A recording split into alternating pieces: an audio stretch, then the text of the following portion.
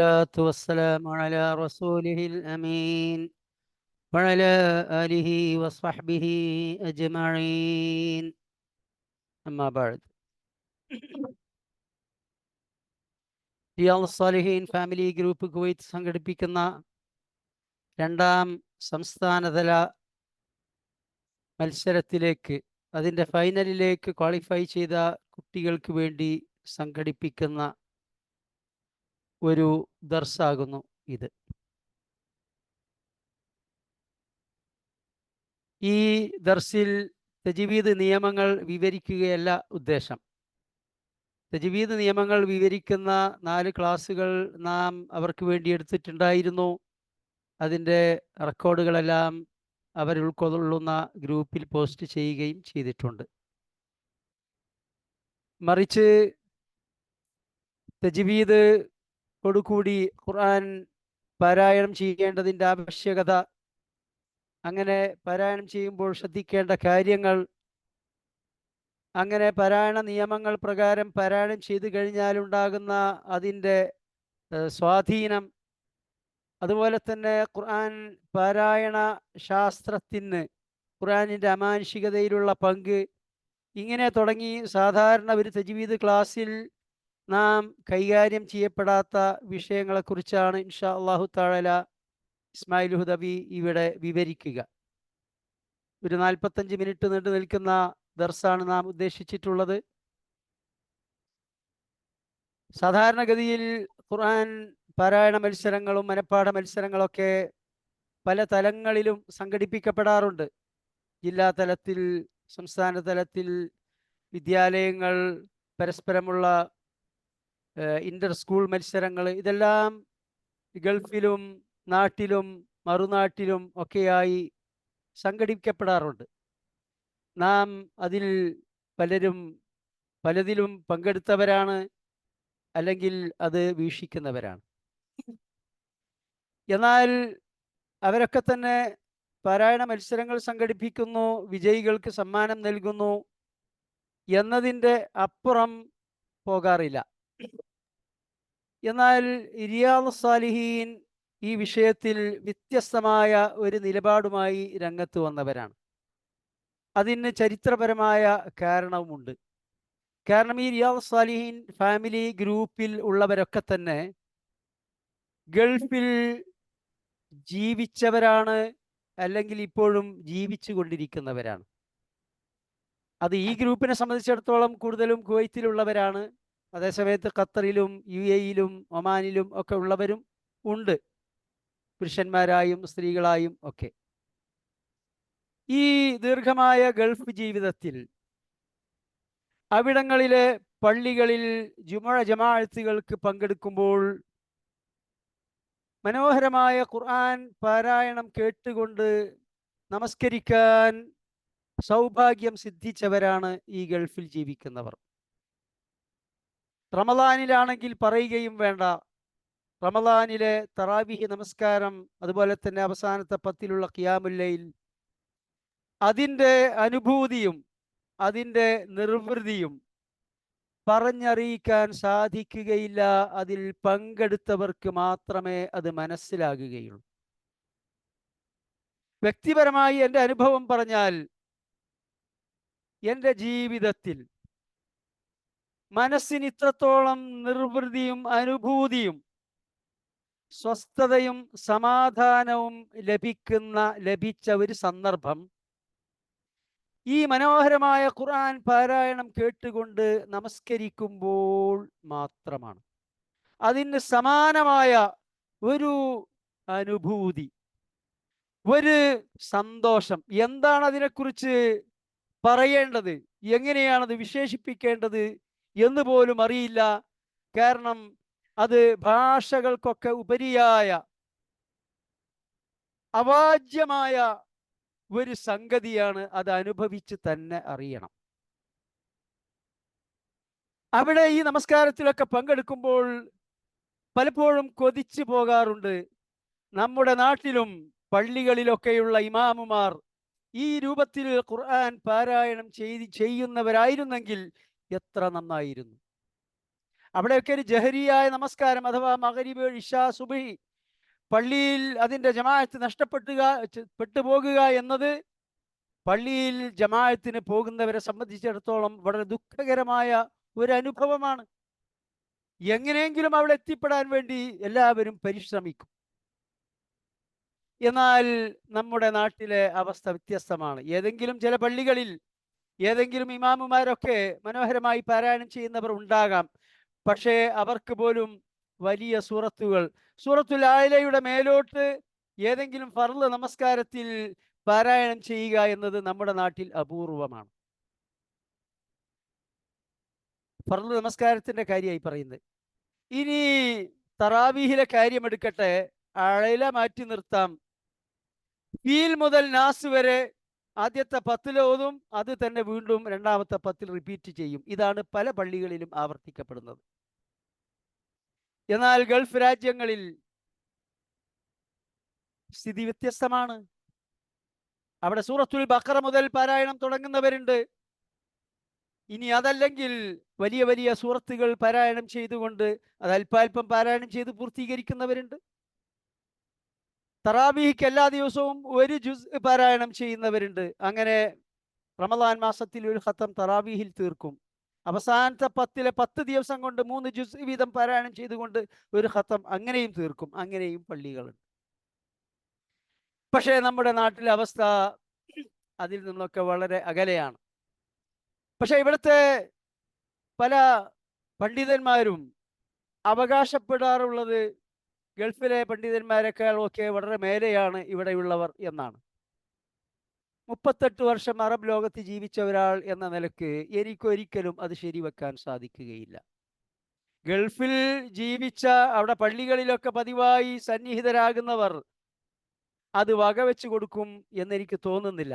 ഖുർആൻ പാരായണത്തിന്റെ വിഷയത്തിൽ ഒരിക്കലും അറബ് ലോകം എന്ന് ഞാൻ പറയുമ്പോൾ GCC കൺട്രീസിനെ കുറിച്ചാണ്.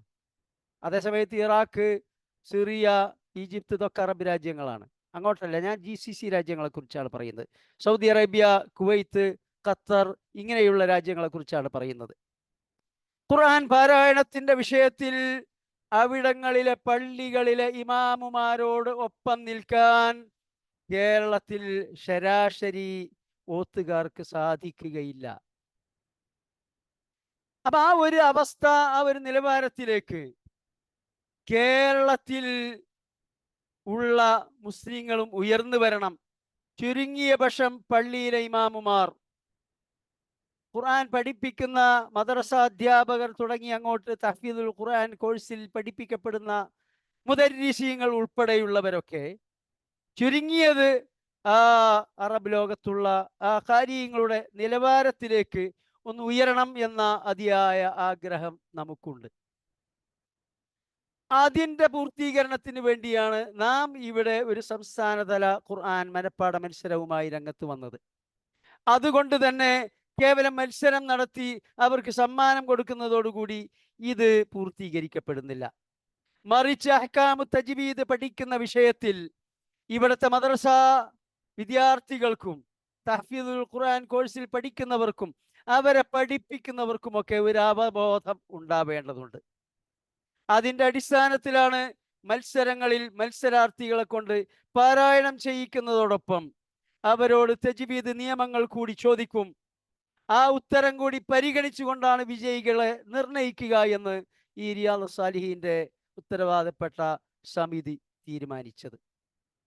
അതുപോലെ തന്നെ ഈ മത്സരാർത്ഥികൾ അഹ്കാമു തജ്വീദിൽ കോച്ചിങ്ങുകൾ കൊടുക്കും, ക്ലാസുകൾ കൊടുക്കും.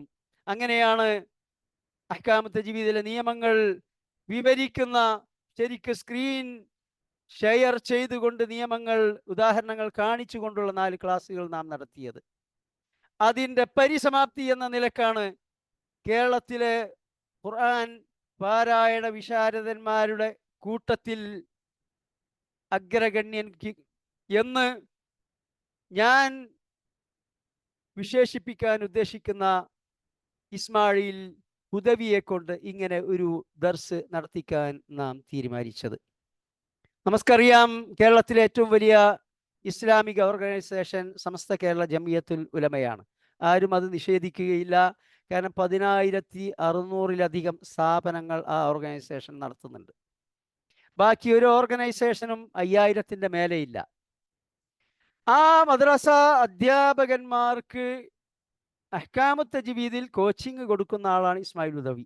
അതിൽ അദ്ദേഹം ഗൾഫിൽ സന്ദർശിക്കാറുണ്ട്, നോർത്ത് ഇന്ത്യയിൽ നടത്തുന്ന സ്ഥാപനങ്ങളിൽ പോകാറുണ്ട്, കേരളത്തിൻ്റെ വിവിധ ഭാഗങ്ങളിൽ പോയിക്കൊണ്ട് അവർക്ക് കോച്ചിങ് കൊടുക്കുന്ന ആളാണ്.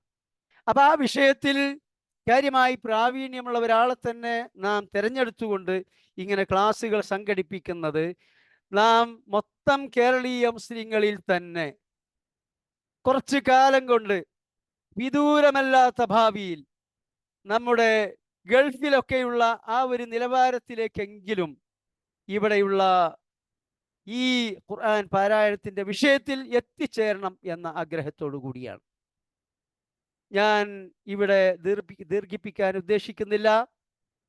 ഇത്രയും പറഞ്ഞത് ഇവിടെ നടക്കാറുള്ള ഖുർആൻ പാരായണ മത്സരങ്ങളിൽ നിന്ന് എന്തുകൊണ്ട് നാം വ്യത്യസ്തത പുലർത്തുന്നു, എന്തുകൊണ്ട് നിയമങ്ങൾ ചോദിക്കുന്നു, എന്തുകൊണ്ട് നിയമങ്ങൾ വിവരിക്കുന്ന ക്ലാസ്സുകൾ സംഘടിപ്പിക്കുന്നു എന്നതിൻ്റെ ഒരു ചരിത്രപരമായ പശ്ചാത്തലം, അതിലേക്ക് ഞങ്ങൾ എത്തേണ്ടി വന്നതിൻ്റെ കാരണം, അതിന് ഞങ്ങളെ പ്രേരിപ്പിച്ച ഉപോത്ബലകമായ ഘടകങ്ങൾ, അത് നിങ്ങളുമായി ഷെയർ ചെയ്യാൻ വേണ്ടി ഈ അവസരം ഉപയോഗപ്പെടുത്തി എന്ന് മാത്രം.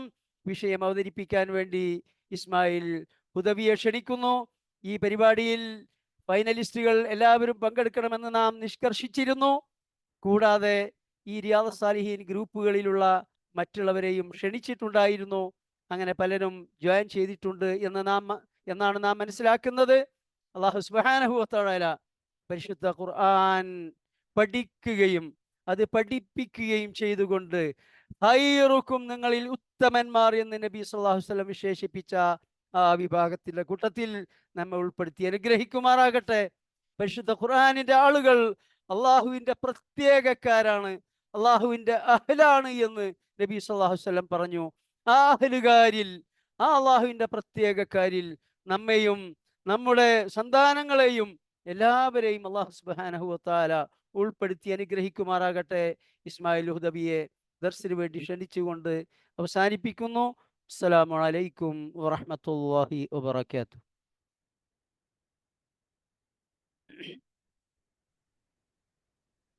السلام عليكم ورحمة الله وبركاته. السلام ورحمة الله وبركاته. الحمد لله رب العالمين والصلاة والسلام على سيدنا محمد أشرف المرسلين وعلى آله وصحبه أجمعين. الحمد لله. വളരെ ശ്രേഷ്ഠമായ ഒരു സദസ്സിലാണ് വിർച്വലായിട്ടെങ്കിലും നമ്മൾ സംഗമിച്ചിട്ടുള്ളത്. അള്ളാഹു നമ്മളെ കബൂൽ ചെയ്യട്ടെ. നമ്മുടെ റിയാദു സാലിഹീൻ ഫാമിലി ഗ്രൂപ്പിന്റെ നേതൃത്വത്തിൽ രണ്ടാമത്തെ സംസ്ഥാനതല മത്സരമാണ് സംഘടിപ്പിക്കപ്പെടുന്നത്. അപ്പൊ അതില് ഫൈനൽ മത്സരത്തിൽ പങ്കെടുക്കാനിരിക്കുന്ന വിദ്യാർത്ഥികൾക്ക് വേണ്ടി പ്രത്യേകമായും, എന്നാൽ മറ്റുള്ളവർക്ക് പൊതുവായും സംഘടിപ്പിക്കപ്പെടുന്ന ഒരു ചെറിയ ഒരു ദർസ് ഇവിടെ ബഹുമാനപ്പെട്ട അബ്ദുറഹീം ഉസ്താദ് വളരെ വികാരനിർഭരമായി ചില കാര്യങ്ങൾ ഉണർത്തി. ജീവിതത്തിൽ അനുഭവിച്ച അനുഭൂതിയിലെ ഏറ്റവും ഉത്കൃഷ്ടമായ അനുഭൂതി പരിശുദ്ധമായ ഖുർആനിന്റെ പാരായണം കേട്ടുകൊണ്ടിരിക്കെ ആണ് അനുഭവിച്ചിട്ടുള്ളത് എന്ന് പറഞ്ഞു. ഇത് വാസ്തവത്തിൽ ഒരു മുഅ്മിനായ മനുഷ്യന് ഉണ്ടാകുന്ന വളരെ പ്രധാനപ്പെട്ട ഒരു അനുഭൂതിയാണ്. കാരണം നബി സല്ലല്ലാഹു അലൈഹി വസല്ലമ തങ്ങൾ പോലും സഹാബാക്കളിൽ നിന്ന് നേരിട്ട് ഖിറാഅത്ത് കേൾക്കാൻ വേണ്ടി താല്പര്യപ്പെട്ടതായൊക്കെ ഹദീസിൽ നമുക്ക് കാണാൻ കഴിയും. നബി സല്ലല്ലാഹു അലൈഹി വസല്ലമ തങ്ങൾ സഹാബാക്കൾക്ക് ഖുർആൻ ഓതിക്കൊടുത്ത് അവർക്ക് പരിശുദ്ധമായ ഖുർആനിന്റെ വചനങ്ങൾ പഠിപ്പിച്ചു കൊടുത്ത ആളാണ് നബി തങ്ങൾ സല്ലല്ലാഹു അലൈഹി വസല്ലം. പക്ഷേ സഹാബത്തിന് അങ്ങോട്ട് ഓതിക്കൊടുത്ത നബിതങ്ങൾ തന്നെ സഹാബത്തിൽ നിന്ന് ഇങ്ങോട്ട് ഖിറാഅത്ത് കേട്ട അനുഭവങ്ങൾ ഹദീസിൽ കാണാം. സഹാബാക്കളുടെ കൂട്ടത്തിൽ ഏറ്റവും മനോഹരമായി ഖുർആൻ പാരായണം ചെയ്യുന്ന ഒരാളാണ് മഹാനായ അബ്ദുല്ലാഹി ഇബ്നു മസ്ഊദ് റളിയല്ലാഹു അൻഹു. നബി തങ്ങൾ തന്നെ അദ്ദേഹത്തിന്റെ പാരായണ സൗന്ദര്യത്തെ പുകഴ്ത്തിക്കൊണ്ട് പറഞ്ഞത് ഹദീസിൽ കാണാം. മൻ അഹബ്ബ അൻ യഖറഅൽ ഖുർആന ഗദ്ദൻ കമാ ഉൻസിൽ. ഖുർആൻ എങ്ങനെയാണോ അവതീർണമായത് അതിന്റെ തനിമയിൽ തന്നെ ഖുർആൻ പാരായണം ചെയ്യാൻ ആരെങ്കിലും താല്പര്യപ്പെടുന്നുവെങ്കിൽ ഫൽയഖറ ഖിറാഅത ഇബ്നു ഉമ്മി അബ്ദ്. അബ്ദുല്ലാഹി ഇബ്നു മസ്ഊദ് റളിയല്ലാഹു അൻഹുവിനെ ഉദ്ദേശിച്ചുകൊണ്ടാണ് നബി തങ്ങൾ അങ്ങനെ പറഞ്ഞത്. ഇബ്നു ഉമ്മ അബ്ദിന്റെ ഖിറാഅത്ത് എന്തോ അതിനെ കേട്ടുകൊണ്ട് അതുപോലെ ഖിറാഅത്ത് ചെയ്യട്ടെ എന്ന് നബി സല്ലല്ലാഹു അലൈഹി വസല്ലം പറഞ്ഞതായി ഹദീസിൽ കാണാം. എന്താണ് ഇബ്നു ഉമ്മ അബ്ദ് എന്ന വിളിപ്പേരുള്ള അബ്ദുല്ലാഹി ഇബ്നു മസ്ഊദ് റളിയല്ലാഹു അൻഹുവിന്റെ സവിശേഷത എന്നാൽ ബഹുമാനപ്പെട്ടവരെ കുറിച്ച് പറയപ്പെട്ടിട്ടുണ്ട്. നബി സല്ലല്ലാഹു അലൈഹി വസല്ലം തങ്ങൾ ഒരിക്കൽ അബ്ദുല്ലാഹി ഇബ്നു മസ്ഊദ് റളിയല്ലാഹു അൻഹുവിനോട് പാരായണം ചെയ്യാൻ ആവശ്യപ്പെട്ടു. ബഹുമാനപ്പെട്ടവര് അള്ളാഹുവിന്റെ റസൂലിന്റെ മുമ്പിൽ പാരായണം ചെയ്തു. അത് കേട്ട് നബി തങ്ങള് കരഞ്ഞ സന്ദർഭം പോലും ഉണ്ടായിട്ടുണ്ട്. വലമ്മ ഖറഅ, ബഹുമാനപ്പെട്ടവർ ഓതിയപ്പോ അബ്ക റസൂലുള്ളാഹി സ്വല്ലല്ലാഹു അലൈഹി വസല്ലം, നബി തങ്ങളെ കരയിപ്പിച്ചു എന്നൊക്കെ കാണാം. അപ്പോ അതൊരു വല്ലാത്ത അനുഭൂതിയാണ്. ഹൃദയഹാരിയായി ഹൃദയത്തെ സ്പർശിക്കുന്ന തരത്തില് ഖുർആന് പാരായണം ചെയ്യാൻ കഴിയുക എന്നത് അത് ഒരു വലിയ ഭാഗ്യം. അത്തരത്തിലുള്ള ഒരു ഭാഗ്യത്തിന് ഉടമയായ സഹാബി വര്യനാണ് അബ്ദുല്ലാഹി ഇബ്നു മസ്ഊദ് റളിയല്ലാഹു അൻഹു. ബഹുമാനപ്പെട്ടവരെ കുറിച്ച് ഇങ്ങനെ ഒരു ഹദീസ് വന്നത് ഞാൻ ഈ സന്ദർഭത്തിൽ ഓർക്കുകയാണ്.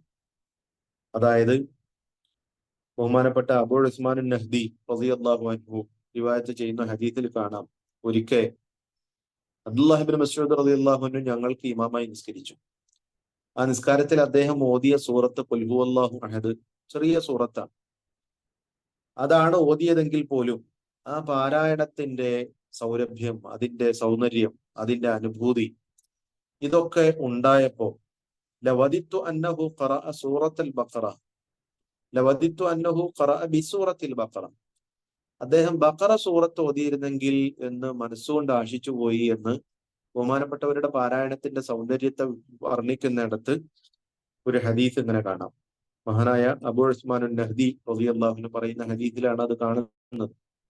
അപ്പൊ നോക്കണം, ഇത്ര ദീർഘമായി ഖുർആൻ ഓതിക്കൊണ്ടിരുന്നെങ്കിൽ എന്ന് മനസ്സുകൊണ്ട് നിസ്കാരത്തിൽ പിന്നിൽ നിൽക്കുന്ന മഅ്മൂമീങ്ങൾ ആഗ്രഹിച്ചു പോകുന്ന സന്ദർഭം, അത് ഈ ഖുർആൻ പാരായണത്തിന്റെ മനോഹാരിതയെ നമുക്ക് കൃത്യമായി വായിച്ചെടുക്കാൻ കഴിയുന്ന ഒരു അനുഭവമാണ്. അത്തരത്തിലുള്ള ഒരു അനുഭവം നമ്മുടെ നാട്ടിലെ സാധാരണമായി നമ്മൾ നിസ്കാരത്തിന് വേണ്ടി ആശ്രയിക്കുന്ന നമ്മുടെ നാട്ടിൻപുറങ്ങളിലെ പള്ളികളിൽ പോലും ഉണ്ടാകണമെന്ന ഉത്കടമായ ആഗ്രഹമാണ് ഇത്തരത്തിലുള്ള ഒരു മത്സരത്തിന് യഥേഷ്ടം പണം ചെലവഴിച്ച് മുന്നൊരുക്കങ്ങൾ നടത്തി പല റൗണ്ടുകളിലായി ഒരുപാട് പേരെ മത്സരിപ്പിക്കുന്നത് എന്ന് പറഞ്ഞു.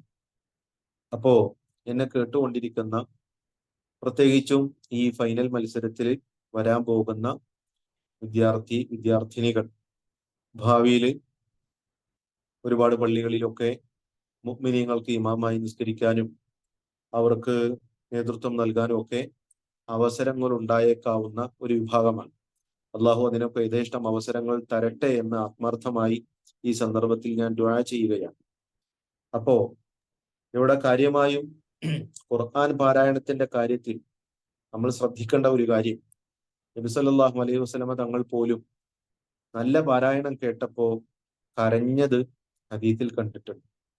അപ്പൊ അത്തരത്തിലുള്ള ഹൃദയത്തെ സ്പർശിക്കുന്ന, ഒരർത്ഥത്തിൽ പറഞ്ഞാൽ മനസ്സിൽ നനവുണ്ടാക്കുന്ന, കരച്ചിൽ വരുത്തുന്ന തരത്തിലുള്ള പാരായണങ്ങൾ ചെയ്യാന് നമുക്ക് കഴിഞ്ഞാൽ അത് ഉണ്ടാക്കുന്ന ഒരു പ്രതിഫലനം അത് പരലോകത്തേക്ക് കൂടി ആവശ്യമായ ഒന്നാണ്. അങ്ങനെ ഒരാൾക്ക് ഖുർആൻ പാരായണം ചെയ്യാൻ കഴിയുക എന്നത് വലിയ സൗഭാഗ്യവും കൂടിയാണ്.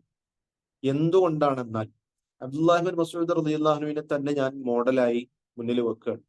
ബഹുമാനപ്പെട്ടവര് സഹാബാക്കളുടെ കൂട്ടത്തിലെ ഏറ്റവും നല്ല മനോഹരമായ ശബ്ദത്തിന്റെ ഉടമയായിരുന്നു, നല്ല പാരായണത്തിന്റെ ഉടമയായിരുന്നു എന്ന് പറഞ്ഞു.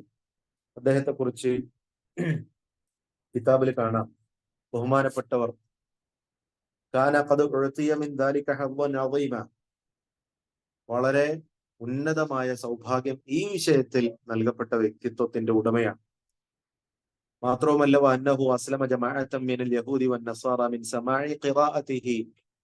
അദ്ദേഹത്തിന്റെ പാരായണം മാത്രം കേട്ടുകൊണ്ട് ജൂത നസറാക്കളിൽ നിന്ന് ഒരു സംഘം ആളുകൾ തന്നെ ഇസ്ലാമിലേക്ക് കടന്നു വരാൻ സാഹചര്യങ്ങൾ ഉണ്ടായിട്ടുണ്ട് എന്ന് പറയുന്നു. അപ്പോ ഇസ്ലാമിൽ പെട്ടതല്ലാത്ത ആളുകളെ പോലും കേവലം ഖിറാഅത്ത് കേൾപ്പിച്ചുകൊണ്ട് ഇസ്ലാമിലേക്ക് അവരെ ആകർഷിപ്പിക്കാൻ പാരായണത്തിന്റെ സൗന്ദര്യത്തിന് കഴിഞ്ഞു എന്നത് തന്നെയാണ് ബഹുമാനപ്പെട്ടവരുടെ സ്ഥാനവും മഹത്വവും വർദ്ധിപ്പിക്കുന്നത്. അത്തരത്തിലുള്ള അവസരങ്ങൾ നമുക്കുണ്ടാക്കാൻ കഴിയും. ഈ അധുനാതന കാലത്ത് തന്നെ പലരെ കുറിച്ച് നമ്മൾ കേട്ടിട്ടുണ്ട് ഖുർആനിന്റെ പാരായണം കേട്ടുകൊണ്ട് ഇസ്ലാം പുൽകിയതായിട്ട്. അപ്പോ ഇവിടെ ഞാൻ മനസ്സിലാക്കുന്നു 1, 2, 3 റൗണ്ട് മത്സരങ്ങളൊക്കെ കഴിഞ്ഞ് ഫൈനൽ റൗണ്ടിലേക്ക് വരുന്ന മത്സരാർത്ഥികൾ പ്രത്യേകിച്ചും മറ്റുള്ളവരിൽ നിന്ന് മികവ് നേടി ഫൈനലിസ്റ്റുകളായി തീർന്നവരാണ്. സ്വാഭാവികമായും നല്ല ശൈലിയിൽ പാരായണം ചെയ്യാൻ കഴിയുന്നവരുണ്ട് ഈ കൂട്ടത്തിൽ, ഏറെ പേരും അങ്ങനെയുള്ളവരാണ്. അപ്പോ ഈ അള്ളാഹു ചെയ്തു തന്ന ഒരു അനുഗ്രഹം, കാരണം ഹുസ്നു സൗത്ത് എന്നത് അത് എല്ലാവർക്കും ഒരുപോലെ നൽകപ്പെടുന്നതല്ല, കസ്ബിയല്ല, നമുക്ക് അധ്വാനിച്ച് നേടിയെടുക്കാൻ കഴിയുന്നതല്ല. എന്ത് ഈ സ്വരമാധുരി, അത് മൗഹിബിയാണ്, അള്ളാഹു കനിഞ്ഞേകുന്ന അനുഗ്രഹമാണ്. നല്ല ശബ്ദം കൊണ്ട് നല്ല പാരായണം അവതരിപ്പിച്ചുകൊണ്ട് മറ്റുള്ളവരെ വിസ്മയിപ്പിക്കുക, അവരെ ആകർഷിപ്പിക്കുക എന്നത് അത് കസ്ബി അല്ല, നമുക്ക് അധ്വാനിച്ച് നേടിയെടുക്കാൻ കഴിയുന്നതല്ല, മറിച്ച് അത് അള്ളാഹു തരുന്ന വലിയ ഒരു അനുഗ്രഹമാണ്. ആ അനുഗ്രഹത്തെ ഫലപ്രദമായി ഉപയോഗപ്പെടുത്തിയാൽ നമുക്ക് ഇസ്ലാമിലേക്ക് തന്നെ ആളുകളെ ആകർഷിക്കാൻ കഴിയും. അതുതന്നെ നമ്മെ സംബന്ധിച്ചിടത്തോളം ഈ ദുനിയാവ് മുഴുവനും നമ്മുടെ അധീനതയിൽ വരുന്നതിനും മേലെയുള്ള വലിയ സൗഭാഗ്യമാണ് എന്നുകൂടി നമ്മൾ മനസ്സിലാക്കണം. കാരണം നബി സല്ലല്ലാഹു അലൈഹി വസല്ലം തങ്ങൾ തന്നെ പറഞ്ഞിട്ടുണ്ടല്ലേ, ഐ യഹ്ദി അല്ലാഹു ബിക റജുലൻ വാഹിദ, ഒരാൾക്ക് ഹിദായത്തിന്റെ മാർഗം കാണിച്ചു കൊടുക്കുന്നതിന് നിങ്ങൾ കാരണക്കാരനാവുക എന്നത് തന്നെ അത് ദുനിയാവും അതിലെ മുഴുവനും കിട്ടുന്നതിനേക്കാളേറെ വലിയ ഖൈറാണ്. ഖൈറുൽ ലക മിനദ് ദുനിയ വമാ ഫീഹ എന്ന് പറയുന്നുണ്ട്. അപ്പോ അത് ഈ പറഞ്ഞ ഒരു വലിയ ഖുർആൻ പാരായണം എന്ന ഒരു വലിയ സൗഭാഗ്യം, അതിനെ വളരെ മനോഹരമായി കൈകാര്യം ചെയ്യാനുള്ള നമ്മുടെ കഴിവ് ഉപയോഗപ്പെടുത്തി അതിന് അവസരം ഉണ്ടാകുക എന്നത് വലിയൊരു നേട്ടം തന്നെയാണ്. അപ്പൊ ആ തരത്തിൽ അതിനെ ഉപയോഗപ്പെടുത്താൻ എന്നെ കേൾക്കുന്നവർക്ക് കഴിയട്ടെ എന്നുകൂടി ഞാൻ സ്വാഭാവികമായും ഉണർത്തുകയാണ്, പ്രാർത്ഥിക്കുകയാണ്. അള്ളാഹു തൗഫീഖ് പ്രദാനം ചെയ്യട്ടെ. അപ്പോ ഇതില് ശ്രദ്ധിക്കേണ്ട ചില കാര്യങ്ങളൊന്നും ഓർത്താൻ ആഗ്രഹിക്കുകയാണ്. പ്രത്യേകിച്ചും ഇത് മത്സരത്തിൽ പങ്കെടുക്കുന്നവരിൽ ഏറെ പേരും ഒന്നുകിൽ തഹ്ഫീദുൽ ഖുർആൻ സ്ഥാപനങ്ങളിൽ പഠിച്ചുകൊണ്ടിരിക്കുന്നവർ, അതല്ലെങ്കിൽ പഠനം പൂർത്തിയാക്കി മറ്റു മേഖലയിൽ പഠിക്കുന്നതിന്റെ കൂടെ ദൗറ ചെയ്തുകൊണ്ടിരിക്കുന്നവരൊക്കെയാണ്. എന്ന് പറഞ്ഞാൽ വിദ്യാർത്ഥിത്വത്തിൽ കഴിയുന്നവരാണ് ഏറെ പേരും. അത്തരക്കാരോടുള്ള ഒരു ചെറിയ ഉപദേശം എന്ന നിലക്ക് പറയാം. പരിശുദ്ധമായ ഖുർആനിന്റെ പാരായണ സൗന്ദര്യത്തെ നമ്മൾ ആർജിച്ചെടുക്കുമ്പോൾ അതിൽ പ്രത്യേകിച്ചും ഖുർആനിന്റെ പാരായണത്തിൽ തജ്വീദ് വളരെ പ്രധാനമാണ്. സയ്യിനുൽ ഖുർആന ബി അസ്വാതിക്കും എന്നതാണ് നബി തങ്ങളുടെ ആഹ്വാനം. അതായത് നിങ്ങൾ ഖുർആനിനെ നിങ്ങളുടെ ശബ്ദം കൊണ്ട് മനോഹരമാക്കണം എന്നാണ്. അവിടെ തന്നെ മഹാന്മാരായ പണ്ഡിതന്മാർ പറയുന്നുണ്ട്, മനോഹരമായ ശബ്ദം എല്ലാവർക്കും ഒരുപോലെ കിട്ടുന്നതല്ല, മറിച്ച് നിങ്ങളിൽ ഒരാൾ നല്ല ശബ്ദത്തിന്റെ ഉടമയല്ലെങ്കിൽ ആവും വിധം അതിനെ നന്നാക്കാൻ ശ്രമിക്കണം എന്നുകൂടി ഈ ആഹ്വാനത്തിന്റെ പിൻബലത്തിൽ മഹാന്മാരായ പണ്ഡിതന്മാർ ഉണർത്തി തരുന്നു. അപ്പോ നമ്മൾ ഖുർആൻ പാരായണം ചെയ്യുമ്പോൾ ഹിഫ്ള് പഠിച്ചുകൊണ്ടിരിക്കുന്ന അല്ലെങ്കിൽ ഹിഫ്ള് പഠനം പൂർത്തിയാക്കിയ വിദ്യാർത്ഥികളിൽ നിന്ന് പൊതുവിൽ കാണപ്പെടുന്ന ഒന്ന്, ഖുർആൻ അത് മനഃപ്പാടമാക്കിയത് ഒരു പക്ഷേ വേഗത്തിൽ ഓതിക്കൊണ്ടായിരിക്കും. ആ വേഗതയെ മത്സരത്തിലും കൊണ്ടുവരുന്നതായി പലരിലും നമുക്ക് കാണാൻ കഴിയുന്നു. ഖുർആനിനെ വേഗത്തിൽ ഓതുക എന്നത് മുത്തബഅാണ്, അതായത് മഹാന്മാരിൽ നിന്ന് മാതൃകയുള്ള ഒരു ശൈലി തന്നെയാണ്. ഖുർആനിന്റെ പാരായണത്തിന്റെ 3 ശൈലികൾ പറയപ്പെട്ടിട്ടുണ്ട്. ഒന്ന് സാവധാനം ഓതുന്നതാണ്, മറ്റൊന്ന് വേഗത്തിൽ ഓതുന്നതാണ്. ഇവ രണ്ടിനുമിടയിൽ മിതമായ വേഗത്തിൽ ഓതുന്ന ഒരു ശൈലി, അങ്ങനെ 3 ശൈലികൾ ഖിറാഅത്തിൽ അംഗീകരിക്കപ്പെട്ടതായി നമുക്ക് കാണാൻ കഴിയും. സാവധാനം ഓതുന്നതിന് തഹ്ഖീഖ്, അതല്ലെങ്കിൽ തർത്തീൽ എന്നൊക്കെ പറയും. വളരെ സ്ലോ ആയി മാത്രം പാരായണം ചെയ്യുന്ന ശൈലി. എന്നാൽ വേഗത്തിൽ ദ്രുതഗതിയിൽ സ്പീഡിൽ ഓതുന്ന ഒരു ശൈലിയുണ്ട്, അതിന് ഹദർ എന്ന് പറയും. മറ്റൊന്ന് മിതമായ വേഗത്തിൽ ഓതുന്നതാണ്, അത് തദ്വീർ എന്ന പേരിലാണ് പരിചയപ്പെടുത്തപ്പെട്ടിട്ടുള്ളത്. ഇതൊക്കെ ജായിസ് ആണെങ്കിലും കൂടി വളരെ സ്ലോ ആയിട്ടുള്ള പതുക്കെ സാവധാനത്തിലുള്ള പാരായണത്തിന്റെ ഒരു സൗന്ദര്യം മറ്റൊരു പാരായണത്തിനും ലഭിക്കുകയില്ല എന്നത് നമുക്കൊക്കെ അറിയുന്നതുമാണ്. ആ പാരായണം ശീലമാക്കാൻ പ്രത്യേകിച്ചും ഹിഫ്ള് വിദ്യാർത്ഥികൾ അല്ലെങ്കിൽ ഹിഫ്ള് പഠനം പൂർത്തിയാക്കിയവർ സ്വായത്തമാക്കണം എന്ന് സാന്ദർഭികമായി ഓർമ്മപ്പെടുത്തുകയാണ്. കാരണം നമ്മെ സംബന്ധിച്ചിടത്തോളം ഖുർആനിന്റെ പാരായണത്തിൽ ഏറ്റവും ശ്രദ്ധേയമായ ഒന്ന് തജ്വീദാണ്. ആ തജ്വീദ് ഈ പറഞ്ഞ ഒരു ശൈലിയിലും നഷ്ടപ്പെട്ടുകൂടാ എന്നാണ് മഹാന്മാര് പഠിപ്പിച്ചിട്ടുള്ളത്. തജ്വീദിന്റെ താരീഫ് തന്നെ, അതിന്റെ ഡെഫിനിഷൻ, തജ്വീദിന്റെ ഡെഫിനിഷൻ തന്നെ പറയുന്നത് മഹാനായ അല്ലാമ ഇബ്നുൽ ജസരി റഹ്മഹുല്ലാ പറയുന്നത് വഹുവ ഇഅ്താഉൽ ഹുറൂഫി ഹഖ്ഖഹാ മിൻ സിഫത്തില്ലഹാ വ മുസ്തഹഖഹാ. ഓരോ ഹർഫിന്റെയും ഹക്കും അതിന്റെ മുസ്തഹക്കും അതിനെ നൽകിക്കൊണ്ട് ആ അക്ഷരങ്ങളെ പ്രസന്റ് ചെയ്യുക, അതിനെ അദാ ചെയ്യുക, അവതരിപ്പിക്കുക എന്നതാണ് തജ്വീദ് എന്നതിന്റെ താരീഫ്. എന്ന് പറഞ്ഞാൽ നമ്മൾ ഓതിക്കൊണ്ടിരിക്കുന്നതിലെ എല്ലാ അക്ഷരങ്ങളെയും അതിന് കൊടുക്കേണ്ട അവകാശങ്ങളൊക്കെ അതിനെ നൽകിക്കൊണ്ട് തന്നെ അതിനെ ഉച്ചരിക്കുക എന്ന്. അപ്പോ അതിൽ പ്രധാനമായും പറഞ്ഞത് അതിന്റെ സിഫത്തുകളാണ്, അതിന്റെ മഖ്റജാണ്. മഖ്റജും സിഫത്തും തെറ്റാതെ ഉച്ചരിക്കുക. മഖ്റജും സിഫത്തും ശരിയാക്കി ഉച്ചരിക്കുന്നതാണ് ആ അക്ഷരങ്ങളുടെ ദാത്തിൽ കൊണ്ടുവരേണ്ട അതിന്റെ അവകാശങ്ങൾ എന്ന് പറയുന്നത്. തുടർന്ന് അതിന്റെ മീതെ വരുന്ന മറ്റു പല നിയമങ്ങളാണ് ഇവിടെ ഒരുപക്ഷെ നിങ്ങൾക്ക് തജ്വീദിന്റെ ക്ലാസ്സിൽ കിട്ടിക്കാണുക. അതായത് മദ്ദിന്റെ, ഉന്നത്തിന്റെ, തഫ്ഖീമിന്റെ, തർക്കീക്കിന്റെ ഒക്കെയുള്ള നിയമങ്ങൾ. ആ നിയമങ്ങൾ കൊണ്ടുവരിക എന്നത് ഒരാളെ സംബന്ധിച്ചിടത്തോളം പ്രയാസമുള്ള ഒന്നല്ല.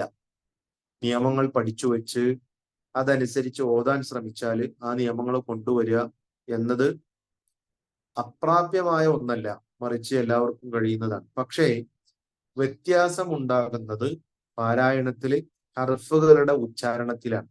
ഓരോ ഹർഫിന്റെയും ഉച്ചാരണത്തിൽ അതിന്റെ സിഫത്തുകളെ കൊണ്ടുവരിക എന്നത് വളരെ പ്രധാനമാണ്. അത് കൊണ്ടുവരാൻ കഴിയുന്ന ആൾ നിരന്തരമായും ഖിറാഅത്തുമായുള്ള സമ്പർക്കം പുലർത്തിയ ആളായിരിക്കും. തജ്വീദിന്റെ താരീഫ് ഡെഫിനിഷൻ പറഞ്ഞു പൂർത്തിയാക്കുന്ന ഘട്ടത്തിൽ അല്ലാമ ഇബ്നുൽ ജസരി അദ്ദേഹത്തിന്റെ മുഖദ്ദിമത്തുൽ ജസരിയ എന്ന കവിതാ ശകലത്തിൽ കൊണ്ടുവരുന്ന ഒരു വരി ഇങ്ങനെയാണ്: വലൈസ ബൈനഹു വബൈന തർക്കിഹി ഇല്ലാ റിയാദത്തും ബിഫഖിഹി.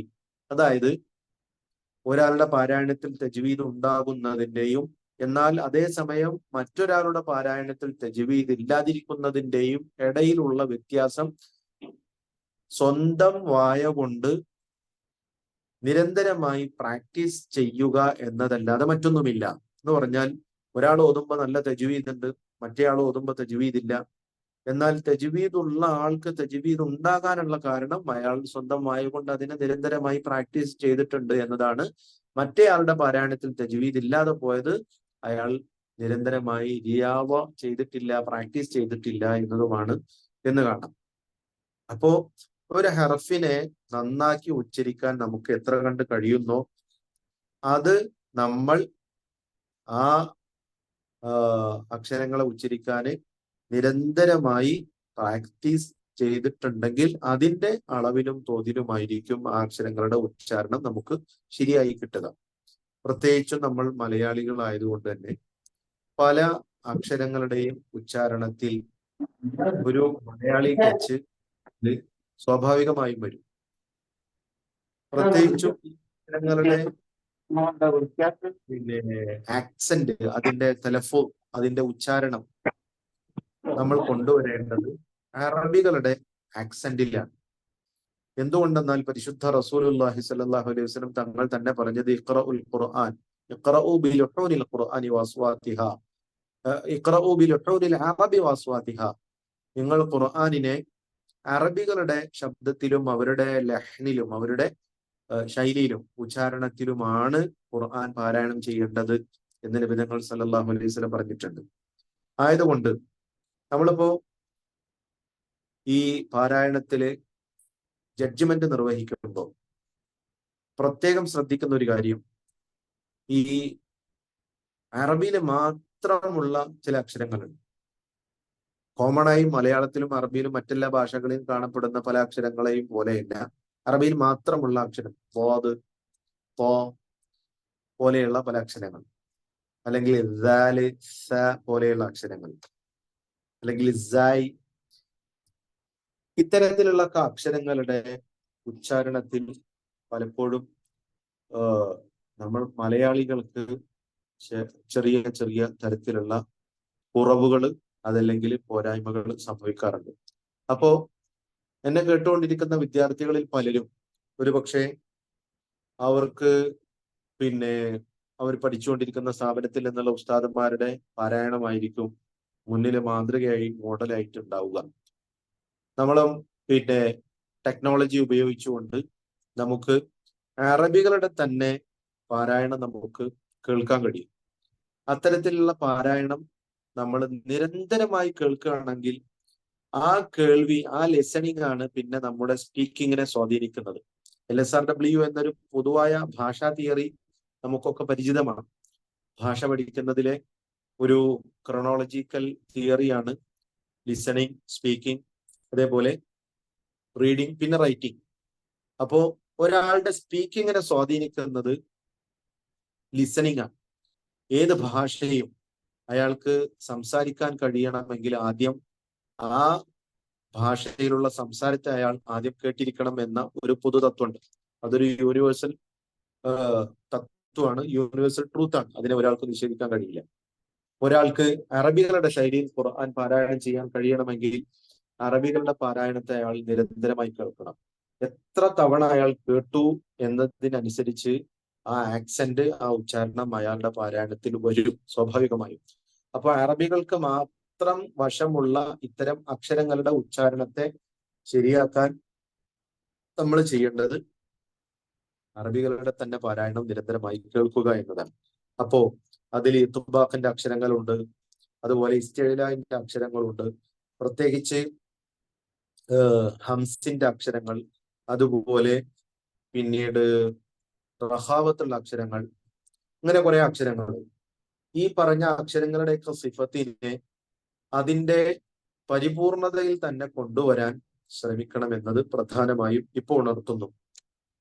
മറ്റൊരു കാര്യം, പലപ്പോഴും നിയമങ്ങൾ കൊണ്ടുവരുമ്പോൾ, നിയമങ്ങളെ പാലിച്ചോതുമ്പോൾ തന്നെ ഉണ്ടാകുന്ന ചില കുറവുകൾ, പ്രത്യേകിച്ച് നമ്മുടെ കുട്ടികളുടെ പാരായണത്തിലൊക്കെ പലപ്പോഴും കേട്ടുകൊണ്ടിരിക്കുന്ന ഒരു കുറവ് എന്ന് പറഞ്ഞാൽ, കിതാബുകളിലൊക്കെ കാണാൻ കഴിയും, ഇഷ്ബാഴ്, അനാവശ്യമായി ഇഷ്ബാഴിനെ കൊണ്ടുവരുന്നത് പലപ്പോഴും കാണപ്പെട്ടിട്ടുണ്ട്. ഇഷ്ബാഴ് എന്ന് പറഞ്ഞാൽ ഹറക്കത്തിനെ നീട്ടിപ്പറയലാണ്. ഹറക്കത്തിനെ നീട്ടിപ്പറയുന്ന അല്ലെങ്കിൽ നീട്ടിപ്പറയേണ്ട ഒരേ ഒരു അക്ഷരം ഹാ ഉൽ അമീർ മാത്രമാണ്. നിങ്ങൾക്ക് നേരത്തെ കിട്ടിയ തജ്വീദിന്റെ ക്ലാസ്സിൽ തന്നെ മദ്ദുസില, മദ്ദുസിലത്തിൽ കുബ്ര അല്ലെങ്കിൽ മദ്ദുസിലത്തിൽ സുഹറ എന്ന പേരിലുള്ള മദ് നിങ്ങൾക്ക് പരിചയപ്പെടുത്തപ്പെട്ടിട്ടുണ്ടാവും. ആ മദ് ഇഷ്ബാഴാണ്. അതായത് ലഹു എന്ന് മാത്രം ഹാഇന്റെ ദൊമ്മുള്ളതിനെ ലഹു എന്ന് നീട്ടിപ്പറയുക. ലഹു എന്ന ഹാഇന്റെ ദൊമ്മിനെ നമ്മൾ നീട്ടിപ്പറയുന്നു. ആ നീട്ടിപ്പറയേണ്ട സന്ദർഭം ഏതാണ് എന്ന് തജ്വീദിന്റെ ക്ലാസ്സിൽ നിങ്ങൾക്ക് കിട്ടിക്കാണും. അവിടെ ശരിക്ക് മദ്ദില്ല, ശരിക്കാ പദത്തിന് മദ്ദില്ല, പക്ഷെ നമ്മൾ മദ്ദിനെ കൊണ്ടുവരുന്നു. അത് ഇഷ്ബാഴാണ്. ആ ഇസ്ബാഇനെ കൊണ്ടുവരേണ്ട ഒരേ ഒരു ഹർഫ് അത് നമ്മളുടെ ഖിറാഅത്തിന്റെ ഉസൂല് പ്രകാരം അത് യഹാ ദമീർ മാത്രമാണ്. പക്ഷേ പലപ്പോഴും ഇഖ്ഫായിനെ കൊണ്ടുവരുമ്പോൾ അല്ലെങ്കിൽ ഇദ്ഗാമിനെ കൊണ്ടുവരുമ്പോഴൊക്കെ ചിലരുടെയൊക്കെ പാരായണത്തിൽ ഇങ്ങനെ ഇഷ്ബാഴ് വരുന്നതായി ശ്രദ്ധയിൽപ്പെട്ടിട്ടുണ്ട്. അത് ഒരു ഒരു പരിധിക്ക് ഒരു ചെറിയ ശ്രദ്ധ, ഒരു ജാഗ്രത കൊണ്ടുവന്നാൽ നമുക്ക് ഒഴിവാക്കാൻ കഴിയുന്നതുമാണ്. ഒരു ഉദാഹരണം പറഞ്ഞാൽ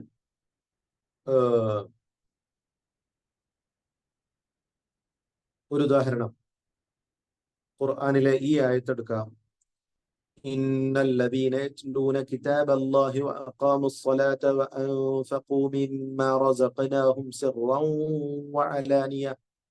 അവിടെ സിർറൻ എന്ന തൻവീനിന്റെ ശേഷം വഅലാനിയത്തൻ എന്നതിലെ വാവിലേക്ക് സിർറൻ എന്ന തൻവീനിനെ ചേർത്ത് പറയുമ്പോൾ ആ തൻവീനിനെ വാവിലേക്ക് ഇദ്ഗാം ചെയ്തുകൊണ്ട് പറയണം എന്നതാണ് നിയമം. അപ്പൊ സിർറൻ എന്ന തൻവീനിനെ വാവിലേക്ക് ഇദ്ഗാം ചെയ്യാന്ന് പറഞ്ഞാൽ രണ്ടക്ഷരങ്ങളെ ഒന്നാക്കി ഉച്ചരിക്കുന്ന പ്രക്രിയക്കാണ് ഇദ്ഗാം എന്ന് പറയുന്നത്, ലയനം. ആ രണ്ടക്ഷരങ്ങളെ ഒന്നാക്കുക എന്ന ആ അമല്, ആ പ്രക്രിയ അല്ലെങ്കിൽ ആ ഒരു പ്രൊസീജിയർ, ആ നടപടി നമ്മൾ ചെയ്യുന്നത് സിർറൻ വഅലാനിയൻ, അങ്ങനെ സിർറൻ വഅലാനിയത്തൻ അത് പറയുമ്പോ ചിലരുടെ സിർറൻ വഅലാനിയത്തൻ. അപ്പൊ സിർറാ എന്ന് പറഞ്ഞിട്ട് ആ റാഇന്റെ ഫതഹിനെ ഒന്ന് നീട്ടിയിട്ട് പിന്നെ ഉന്നത്തിനെ കൊണ്ടുവന്ന് വാവ് വേറെ പറയുന്ന രീതിയിലൊക്കെ ഉള്ള പിന്നെ ഓത്ത് പാരായണങ്ങള് യഥേഷ്ടം കേൾക്കേണ്ടി വരുന്നുണ്ട്. അത് ഒരു ചെറിയ ശ്രദ്ധ കൊണ്ടുവന്ന് സിർറാ വഅലാനിയത്തൻ തൻവീനിനെ പരിപൂർണമായും ആ വാവിലേക്ക് ലയിപ്പിച്ചുകൊണ്ട് എന്നാൽ ഉന്നത്തോടു കൂടി ഉച്ചരിക്കാൻ തന്നെ ശ്രമിക്കേണ്ടതുണ്ട്. അതേപോലെ ഇഖ്ഫായിലും അങ്ങനെയുള്ള പ്രശ്നങ്ങൾ സംഭവിക്കാറുണ്ട് ചിലർക്കൊക്കെ. അപ്പോ അത് വളരെ പ്രധാനപ്പെട്ട ഒന്നാണ്. അതുപോലെ കഴിഞ്ഞ തവണ നടന്ന മത്സരത്തിന്റെ മുന്നോടിയായിട്ടുള്ള ക്ലാസ്സിൽ 2 വർഷം മുന്നെയാണ്, അന്നത്തെ ക്ലാസ്സിലും ഞാൻ 1-2 കാര്യങ്ങൾ ഉണർത്തിയിരുന്നു. അത് ഇവിടെയും വീണ്ടും ഉണർത്താൻ ഞാൻ ആഗ്രഹിക്കുകയാണ്. അതായത് പിന്നെ നമ്മൾ ഇഖ്ഫായിനെ കൊണ്ടുവരുമ്പോൾ ആ ഇഖ്ഫാന്റെ ശേഷം ഇന്ന അക്ഷരങ്ങൾ 15 അക്ഷരങ്ങളാണ് ഇതിന് പറയപ്പെട്ടുള്ളത്. ഈ 15 അക്ഷരങ്ങളുടെ മുമ്പ് തൻവീന് അല്ലെങ്കിൽ സാക്കിനായി നൂന് വരുമ്പോൾ നമ്മളവിടെ ഇഖ്ഫ ആണ് അവിടുത്തെ നിയമം. എന്ന് പറഞ്ഞാൽ ആ സാക്കിനായി നൂന് അല്ലെങ്കിൽ തൻവീൻ ഏതാവട്ടെ ആ അക്ഷരത്തിന്റെ ദാത്തിനെ മറച്ചു വെച്ചുകൊണ്ട് അതിന്റെ സിഫത്താകുന്ന ഉന്നത്തിനെ കൊണ്ടുവരിക എന്നതാണ് ഇഖ്ഫാന്റെ നടപടി. പക്ഷെ അത് കൊണ്ടുവരുമ്പോൾ ആ ഉന്നത്തിനെ അവതരിപ്പിക്കുന്നിടത്ത് തഫ്ഖീമിന്റെയോ തർക്കീഖിന്റെയോ വ്യത്യാസം കൊണ്ടുവരാൻ കഴിയാതെ പോകുന്ന എത്രയോ പേര്. അത് വളരെ പ്രധാനപ്പെട്ട ഒന്നാണ്. അതായത് ഉന്നത്തിൽ തന്നെ തഫ്ഖീമിന്റെയും തർക്കീഖിന്റെയും ഉച്ചാരണം. തഫ്ഖീം എന്ന് പറഞ്ഞാല് തസ്മീനു സൗത്താണ്, എന്ന് പറഞ്ഞാല് ശബ്ദം വണ്ണമാക്കി ഉച്ചരിക്കലാണ് തഫ്ഖീം. എന്നാൽ തർക്കീഖ് എന്ന് പറഞ്ഞാല് അതിനെ നേർപ്പിച്ച് പറയലുമാണ്. ഇപ്പൊ ഉന്നത്തിനെയും തഫ്ഖീം ചെയ്ത് തർക്കീഖ് ചെയ്ത് ഒക്കെ ഉച്ചരിക്കേണ്ട സന്ദർഭങ്ങളുണ്ട്. ഒരു ഉദാഹരണം പറഞ്ഞാൽ മിൻ സബീൽ, ഇവിടെ ഇഖ്ഫ ആണ് നിയമം. കാരണം മിൻ എന്ന സാക്കിനായ നൂനിന്റെ ശേഷം സീനാണ്. സീനാകുമ്പോൾ അവിടെ നമ്മൾ ഇഖ്ഫ ചെയ്യണം. എന്നാൽ മിൻ സ്വൽസാലിൻ എന്നാണ് വാക്കെങ്കിൽ അവിടെയും ഇഖ്ഫ തന്നെയാണ് നിയമം. രണ്ടിലും ഇഖ്ഫ ആണ് നിയമമെങ്കിലും ആ ഇഖ്ഫയിൽ കൊണ്ടുവരുന്ന ഉന്നത്തിൽ വ്യത്യാസമുണ്ട്. ആ ഉന്നത്ത് ഒന്ന് തഫ്ഖീമും ഒന്ന് തർക്കീഖുമാണ്. മിൻ സ്വൽസാലിൻ എന്ന വാക്കാണ് ഓതുന്നതെങ്കിൽ മിൻ സ്വൽസാലിൻ, അവിടെ ആ ഉന്നത്തിനെ തന്നെ വണ്ണമാക്കി തസ്മീനു സൗത്ത് ചെയ്ത് ആ ശബ്ദത്തെ ഖനപ്പിച്ചുകൊണ്ടാണ് അവതരിപ്പിക്കേണ്ടത്. കാരണം ശേഷം വന്ന അക്ഷരം സ്വാദാണ്. സ്വാദ് ഒരു ഇസ്തിഇലാഇന്റെ സിഫത്തുള്ള അക്ഷരമാണ്, ഇത്ബാഖിന്റെ സിഫത്തുള്ള അക്ഷരമാണ്. അപ്പോ വണ്ണമാക്കി ഉച്ചരിക്കേണ്ട ഹർഫാണ് ശേഷമുള്ളതെങ്കിൽ ആ നൂനിന്റെ ഉന്നത്തിനെയും കൂടി വണ്ണമാക്കിയാണ് അവതരിപ്പിക്കേണ്ടത്. എന്നാൽ മിൻ സബീൽ എന്നതാണ് ഓതുന്നതെങ്കിൽ നൂനിന്റെ ശേഷം വന്ന അക്ഷരം സീൻ അത് നേർത്ത അക്ഷരമാണ്, തർക്കീഖിന്റെ അക്ഷരമാണ്, നേർപ്പിച്ചാണ് അതിനെ ഉച്ചരിക്കേണ്ടത്.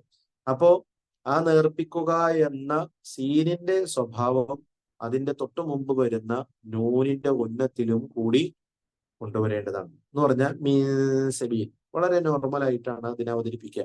എന്നാൽ സ്വാദാകുമ്പോൾ മീൻ സ്വൽസാലി എന്നുമാണ് പറയേണ്ടത്.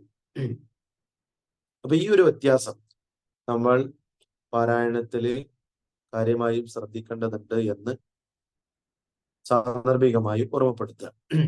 അതേപോലെ മറ്റൊരു കാര്യം, അലിഫിന്റെ ഉച്ചാരണത്തിലെ ഒരു ഒരു പ്രധാനപ്പെട്ട പോയിന്റ്. അലിഫ് എന്നത് ഫതഹിന്റെ ഹർക്കത്തിനെ നീട്ടാൻ വേണ്ടി കൊണ്ടുവരുന്ന അക്ഷരമാണ്. മദ്ദിയായ ഹർഫാണ് അലിഫ്. ആ അലിഫിന്റെ ഉച്ചാരണത്തിലും തഫ്ഖീമിന്റെ തർഖീഖിന്റെ വ്യത്യാസം കൊണ്ടുവരേണ്ടതായിട്ടുണ്ട്. അതായത് ഈ അലിഫ് ഏത് അക്ഷരത്തിന്റെ കൂടെയാണോ വന്നത് ആ സ്വഭാവം അലിഫിനും കൂടി കൊണ്ടുവരേണ്ടത്. ഇപ്പൊ ഒരു ഉദാഹരണം പറഞ്ഞാൽ ഖാല അല്ലെങ്കിൽ കാല. ഖാല എന്ന് പറയുമ്പോൾ ഖാഫിനാണ് അലിഫ് വന്നിട്ടുള്ളത്. ഖാഫിന്റെ ഫതഹിനാണ് നീട്ടുന്നത്. ആ അലിഫ് ഖാഫിന്റെ സിഫത്താകുന്ന ഇസ്തിഇലാഇന്റെ സിഫത്ത് അത് ഈ അക്ഷരത്തിനൂടി വരും. അപ്പോ ഖാല എന്ന് പറയുന്നതിന് പകരം ഖാല, അത് ഖാഫിനെ ഇസ്തിഇലായിൽ കൊണ്ടുവന്നാൽ പോലും ശേഷമുള്ള അലിഫിന് അതിന്റെ തഫ്ഖീം നഷ്ടപ്പെടുന്ന അവസ്ഥ. ഖാല എന്ന് പറയുന്നതിന് പകരം ഖാല എന്ന് ഉയർത്തിയാണ് പറയുന്നത്, ഖാല. എന്നാൽ കാന, കാഫ് ആണെങ്കിലോ കാന അല്ലെങ്കിൽ കാല, അത് ഖാല എന്നാകൂല. ഈ ഒരു വ്യത്യാസം അലിഫിന്റെ ഉച്ചാരണത്തിലടക്കം കൊണ്ടുവരേണ്ടത്. ഏറെക്കുറെ കുട്ടികളൊക്കെ ഇത് അനുസരിച്ചൊക്കെയാണ് പാരായണം ചെയ്യുന്നതെങ്കിൽ പോലും ചില സന്ദർഭങ്ങളിൽ ഇത് നഷ്ടപ്പെടുന്നതായി ശ്രദ്ധയിൽപ്പെട്ടിട്ടുണ്ട് എന്നതുകൊണ്ടാണ് ഇത് നടത്തുന്നത്. അപ്പോ നല്ല പാരായണം സ്വായത്തമാക്കാന് സഹായകരമായ ഒന്നാണ് നല്ല പാരായണത്തെ നമ്മൾ ലിസൺ ചെയ്യുക എന്നതാണ്. നമ്മളെ കുട്ടികൾ മത്സരത്തിന് വേണ്ടി പ്രിപ്പയർ ചെയ്യുന്ന കുട്ടികളൊക്കെ ഓരോ ദിവസവും, ഇനിയിപ്പോ ഏതാനും ദിവസങ്ങൾ മാത്രമാണ് നമ്മുടെ മത്സരങ്ങൾക്ക് അവശേഷിക്കുന്നത്. ഈ മത്സരം നടക്കാനുള്ള ദിവസത്തിനിടക്ക് ഓരോ ദിവസവും ഒരു കാര്യമായ സമയം ലിസൺ ചെയ്യാൻ, നല്ല പാരായണം ശ്രവിക്കാൻ കൂടി സമയം കണ്ടെത്തണമെന്ന് സാന്ദർഭികമായി ഓർമ്മപ്പെടുത്താൻ. അങ്ങനെ നമ്മൾ ഓരോ ദിവസവും നല്ല പാരായണം നിരന്തരമായി കേട്ടുകൊണ്ട് പാരായണം ചെയ്യാൻ ശ്രമിച്ചാൽ തീർച്ചയായും ആ പാരായണത്തിന്റെ സൗരഭ്യം നമുക്ക് നിലനിർത്താൻ കഴിയും. കൂടെ മറ്റൊരു കാര്യം കൂടി ഓർമ്മപ്പെടുത്തുന്നത്, നമ്മുടെ പാരായണത്തില് ഞാൻ നേരത്തെ പറഞ്ഞു, അതായത് സാവധാനം നമുക്ക് ഓതാം, വേഗത്തിൽ ഓതാം, മിതമായ വേഗത്തിൽ ഓതാം, ഇതൊക്കെ ജായിസാണ്. പരമാവധി നമ്മൾ സാവധാനം തന്നെ ഓതാൻ പരിശീലിക്കുന്നത് നന്നായിരിക്കും. വളരെ സാവധാനം. പലപ്പോഴും നമ്മുടെ മത്സരത്തിനെത്തുന്ന കുട്ടികൾ അവർക്ക് ഓതാൻ നിർദ്ദേശിക്കുന്ന ഭാഗങ്ങളിൽ ആദ്യം നമ്മളെ ജഡ്ജസിൽപ്പെട്ട ആരെങ്കിലും ഒരാൾ ഓതിക്കൊടുക്കുന്നു. അതിന്റെ ബാക്കി വരുന്ന ഭാഗം ഓതാനാണ് നിർദ്ദേശിക്കുന്നുണ്ടാകുക. അപ്പോ ഓതിക്കൊടുക്കുന്ന ആള് ഒരു പക്ഷേ സാവധാനമായിരിക്കും ഓതിക്കൊടുക്കുന്നത്. പക്ഷെ ഈ കുട്ടി ശീലിച്ചത് വേഗത്തിൽ ഓതാനായിരിക്കും. അപ്പൊ സാവധാനം ഓതിക്കൊടുക്കുമ്പോൾ പിന്നീട് അതിന്റെ ബാക്കി ഭാഗം ഓതാന് പ്രയാസം വരും. അപ്പൊ വീണ്ടും റിപ്പീറ്റ് ചെയ്ത് ചോദിക്കും, ഒന്നുകൂടി ഓതി തരുമോ എന്നൊക്കെ ചോദിക്കുന്നത് പല മത്സരാർത്ഥികളും നമ്മൾ കണ്ടിട്ടുണ്ട്. അത് ഈ വേഗത്തിൽ ഓതി പഠിച്ചവർക്കാണ് അത്തരത്തിലുള്ള അവസ്ഥ നേരിടേണ്ടി വരുന്നത് എന്നതുകൂടി ശ്രദ്ധേയാണ്. അപ്പോ ഹിഫ്ദിന് പഠിക്കുന്നവര് മിക്കവാറും അവർക്ക് ഇന്ന സമയത്തിന്റെ ഉള്ളിൽ ഇത്ര പോർഷൻ പഠിച്ചു തീർക്കണമെന്ന ചില തീരുമാനങ്ങളോ നിർദ്ദേശങ്ങളോ ഒക്കെ ഉണ്ടായത് കൊണ്ടായേക്കാം പലപ്പോഴും വേഗത്തിലാണ് ഓതി പഠിച്ചിട്ടുണ്ടാകുക, വേഗത്തിൽ തന്നെ ഓതി ശീലിച്ചിട്ടുമുണ്ടാവും. അങ്ങനെ വരുമ്പോൾ പല ഹുക്കുമകളും അതുപോലെ പല സിഫത്തുകളും ഒക്കെ നഷ്ടപ്പെടുന്ന സാഹചര്യം ഉണ്ടാകാറുണ്ട്. സാവധാനം ഓതി പഠിച്ച് ശീലിച്ച് നുത്ഖ് ഉച്ചാരണം ആക്സന്റ് ശരിയാക്കി ശരിപ്പെടുത്തി അഹ്കാമുകളെ കൊണ്ടുവരാൻ സിദ്ധി നേടി ഒക്കെ ആയതിന്റെ ശേഷമാണ് വേഗത്തിൽ ഓതാൻ പാടുള്ളൂ എന്ന കാര്യം ഇവിടെ ശ്രദ്ധേയമാണ്. നേരത്തെ തന്നെ ആദ്യം മുതലേ വേഗത്തിൽ ഓതി പഠിച്ച ഒരാൾക്ക് ഒരിക്കലും ഈ അഹ്കാമുകളെ മുറാഅത്ത് ചെയ്യാനോ അല്ലെങ്കിൽ സിഫത്തുകളെ അക്ഷരങ്ങളുടെ ഉച്ചാരണത്തെ, അതിന്റെ അദാഇനെ ഇത്മാം ചെയ്യാനോ പൂർണ്ണമാക്കാനോ ഒന്നും കഴിയാതെ പോകും. അതുകൊണ്ട് കിതാബുകളിൽ പ്രത്യേകം കാണാൻ കഴിയും, പഠിക്കാനും പഠിപ്പിക്കാനും വേണ്ടി ഓതുന്ന ശൈലിക്ക് തഹ്ഖീഖ് എന്ന് പ്രത്യേകം പേരിട്ടുകൊണ്ട് പറയുന്നുണ്ട്. അത് സാവധാനമുള്ള ഓത്താണ്. വളരെ സാവധാനം, വളരെ സ്പെസിഫിക് ആയി ഓരോ അക്ഷരങ്ങളെയും മണിയായി എടുത്തു പറഞ്ഞു ഉച്ചരിച്ച് കൃത്യമായി ഉച്ചാരണം നിർവഹിച്ച് മാത്രം ഓതുന്ന ശൈലിക്കാണ് തഹ്ഖീഖ് എന്ന് പറയുന്നത്. ആ തഹ്ഖീഖിന്റെ ശൈലിയിലായിരിക്കണം പഠിപ്പിക്കേണ്ടതും അതുപോലെ പഠിക്കേണ്ടതും. അപ്പോ പഠിപ്പിക്കുന്ന ഉസ്താദുമാർ ഒരുപക്ഷെ എന്നെ കേൾക്കുന്നുണ്ടാകും, പഠിക്കുന്നവർ ഏതായിരുന്നാലും പിന്നെ കേട്ടുകൊണ്ടിരിക്കുന്നുണ്ട്. ഇവരൊക്കെയും തഹ്ഫീദുൽ ഖുർആനിൽ പഠിക്കുന്നവരായിരുന്നാലും അത് ദൗറ ചെയ്യുന്നവരായിരുന്നാലും സാവധാനം തന്നെ ഓതാന് ശ്രമിക്കണം. ആ ശൈലിയെ സ്വായത്തമാക്കാനും കഴിയണം. അങ്ങനെയെങ്കിൽ ഏത് ഭാഗങ്ങളും ഏത് ശൈലിയിൽ നമുക്ക് ഓതിക്കേൾപ്പിച്ചാലും തുടർന്ന് ഓതാൻ നമുക്ക് ആത്മവിശ്വാസം വർദ്ധിക്കും. അപ്പോ അതിനുള്ള ഒരു ആർജവം കൂടി ഓരോരുത്തരും സ്വായത്തമാക്കണമെന്ന് സാന്ദർഭികമായിട്ട് ഉണർത്തുന്നു. അള്ളാഹു റബ്ബുൽ ഇസ്സത്ത് തൗഫീഖ് പ്രദാനം ചെയ്യട്ടെ. പ്രത്യേകിച്ചും പരിശുദ്ധമായ ഖുർആനിന്റെ പാരായണത്തിൽ നൈപുണ്യം നേടുന്ന ആൾക്ക് കിട്ടുന്ന സ്ഥാനവും അംഗീകാരവും ഒട്ടും ചെറുതല്ല. ഹദീസിൽ കാണാം, അൽ-മാഹിറു ബിൽ ഖുർആൻ മഅസ്സഫറത്തിൽ കിറാമിൽ ബററ. ഖുർആനിന്റെ പാരായണത്തിൽ സ്കിൽ നേടിയ ആൾ, അതിലെ മികവ് നേടിയ ആൾ, നൈപുണ്യം നേടിയ ആൾ, അയാൾ അന്ത്യനാളിൽ സഫറ എന്ന പേരിൽ അറിയപ്പെടുന്ന അതിശ്രേഷ്ഠരായ മലക്കുകളോടൊപ്പം ആണ് അയാളുടെ ഇരിപ്പിടം ഉണ്ടായിരിക്കുക എന്ന് പരിശുദ്ധ റസൂലുള്ളാഹി സ്വല്ലല്ലാഹു അലൈഹി വസല്ലം തങ്ങൾ പറഞ്ഞിട്ടുണ്ട്. അപ്പൊ ആ ഒരു ഉന്നതമായ സ്ഥാനം കൈവരിക്കാൻ നല്ല പാരായണം അവതരിപ്പിക്കാൻ അല്ലെങ്കിൽ ഓതാനുള്ള ശേഷി നമ്മൾ ഉണ്ടാക്കി കഴിഞ്ഞാൽ തീർച്ചയായും നമുക്ക് കഴിയും. പ്രത്യേകിച്ചും ഖുർആൻ എന്ന് പറയുന്നത് അതിന്റെ അവതരണവും അതേപോലെ അതിന്റെ പാരായണവും ഇതൊക്കെ നമ്മെ സംബന്ധിച്ചിടത്തോളം ഹൃദയത്തിൽ ടച്ച് ചെയ്യുന്നതാണ്. ഹൃദയത്തിൽ അതിന്റെ ഒരു ഇടപെടൽ സ്വാഭാവികമായും ഉണ്ടാവും. എത്ര കടുകട്ടിയുള്ള ഹൃദയമാണെങ്കിലും ആ ഹൃദയത്തിലേക്ക് ഖുർആനിന്റെ പാരായണം എത്തുമ്പോൾ ആ ഹൃദയത്തിൽ വലിയ പ്രതിഫലനങ്ങൾ ഉണ്ടാക്കും. അയാളുടെ വ്യക്തിത്വത്തില് അതിന്റെ മാറ്റങ്ങൾ കൊണ്ടുവരാൻ കഴിയും. ഇതൊക്കെ ഉണ്ട്. കാരണം ഖുർആൻ എന്ന് പറയുന്നത് അള്ളാഹുവിന്റെ മുഅ്ജിസായ ഒരു കലാമാണ്.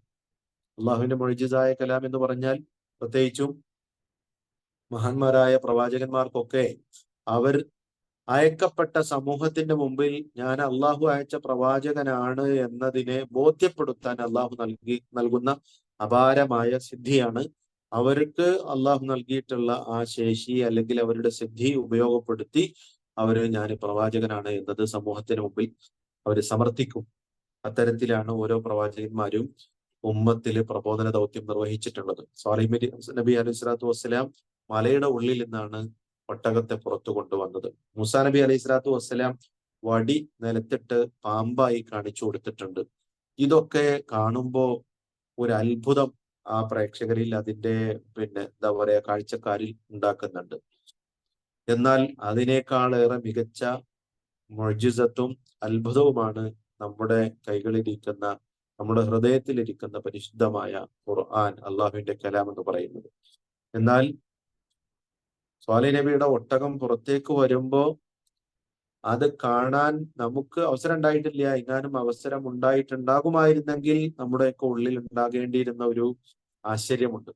ആ ആശ്ചര്യത്തോളം വരുന്ന ഒരു ആശ്ചര്യം പരിശുദ്ധമായ ഖുർആനിന്റെ കാര്യത്തിൽ നമുക്ക് ജീവിതത്തിൽ എന്തെങ്കിലും ഒരിക്കലും ഉണ്ടായിട്ടുണ്ടോ എന്ന് നമ്മളൊന്നൊരു ആത്മപരിശോധന നടത്തേണ്ടതുണ്ട്. ശരിക്കും പറഞ്ഞാൽ അതിലും മികച്ച അത്ഭുതമാണ് ഖുർആൻ. പക്ഷെ ആ ഖുർആനിന്റെ അത്ഭുതത്തെ ബോധ്യപ്പെടാൻ നമുക്ക് കഴിഞ്ഞിട്ടുണ്ടാവൂല. അത് കഴിയണമെങ്കിൽ, ആ ഒരു അത്ഭുതത്തെ തിരിച്ചറിയാൻ നമുക്ക് കഴിയണമെങ്കിൽ ഖുർആനുമായുള്ള ഒരു ആത്മബന്ധം നമുക്ക് കാത്തു സൂക്ഷിക്കാൻ കഴിയണം. ആ ആത്മബന്ധം നമ്മൾ കാത്തു സൂക്ഷിച്ചാൽ, പ്രത്യേകിച്ചും ഖുർആനിനെ പഠിച്ചുകൊണ്ടിരിക്കുന്നവർ, ഹിഫ്ള് പഠനം പൂർത്തിയാക്കിയവരൊക്കെ ഒരു എന്താ പറയാ ജീവിത ശൈലി മുഴുവനും ഖുർആനിന്റെ പാരായണമാക്കി മാറ്റിയാൽ സ്വാഭാവികമായും ജീവിതത്തിലെ ഒട്ടൊരുപാട് പ്രശ്നങ്ങൾക്കുള്ള പരിഹാരവും അതുകൊണ്ട് നമുക്ക് നേടിയെടുക്കാൻ കഴിയും. അങ്ങനെ നമ്മുടെ കുടുംബത്തിനകത്ത് തന്നെ നമുക്ക് ഈ ഖുർആനിന്റെ അനുഭൂതി കൊണ്ടുവരാനും ഇതിന്റെ അത്ഭുതത്തെ അവരുടെ മുന്നിൽ ബോധ്യപ്പെടുത്താനും നമുക്ക് നമ്മുടെ പാരായണം കൊണ്ട് തന്നെ കഴിയും. അള്ളാഹു റബ്ബുൽ ഇസ്സത്ത് തൗഫീഖ് പ്രദാനം ചെയ്യട്ടെ. പ്രത്യേകിച്ചും ഹിഫ്ള് പഠിക്കാനും അത് പഠനം പൂർത്തിയാക്കാനും ഒക്കെ അവസരം കിട്ടിയിട്ടുള്ള ഓരോരുത്തരെയും അസൂയയോടുകൂടി നിരീക്ഷിക്കാനാണ് കഴിയുക. പ്രത്യേകിച്ചും ഖുർആനിന്റെ പാരായണത്തിൽ അസൂയ എന്നത് അനുവദനീയമാണ്. ഒരാൾ നിരന്തരമായി ഖുർആൻ ഓതിക്കൊണ്ടിരിക്കുന്നു, ആ ഓതുന്ന അളവിനൊക്കെയും അയാൾ അള്ളാഹുവിന്റെ അടുക്കൽ ഉന്നതമായ സ്ഥാനവും കൈവരിക്കുന്നു എന്ന് ഒരാളെ പറ്റി ഒരാൾക്ക് മനസ്സിലായി കഴിഞ്ഞാൽ സ്വാഭാവികമായും അയാളോട് അസൂയ തോന്നണം. അസൂയ തോന്നും. മുഅ്മിനായ ഒരു മനുഷ്യന്റെ ഹൃദയത്തിൽ അത്തരത്തിലുള്ള ഒരു അസൂയ തോന്നും സ്വാഭാവികമായും. അത് അനുവദനീയമായ അസൂയയുമാണ്. അപ്പോ നമ്മൾ ഓതിക്കൊണ്ടിരിക്കുന്ന ആയത്തുകളുടെ എണ്ണമനുസരിച്ച്, അതിലെ അക്ഷരങ്ങളുടെ എണ്ണമനുസരിച്ചൊക്കെ അള്ളാഹുവിന്റെ അടുക്കൽ ഒരിക്കലും നമുക്ക് പ്രതീക്ഷിക്കാനോ കണക്ക് കൂട്ടാനോ കഴിയാത്ത തരത്തിലുള്ള ഉന്നതമായ ഒരു സ്ഥാനവും പ്രതിഫലവും നമുക്ക് കിട്ടാനുള്ളതാണ്. ഖുർആനിന്റെ കാര്യം അങ്ങനെയാണ്. ഓരോ ഹർഫിന്റെയും എണ്ണം അനുസരിച്ചാണ് അതിന്റെ പ്രതിഫലം നിശ്ചയിക്കപ്പെട്ടിട്ടുള്ളത് എന്ന് നമുക്ക് ഹദീസിൽ നിന്ന് കാണാൻ കഴിയും.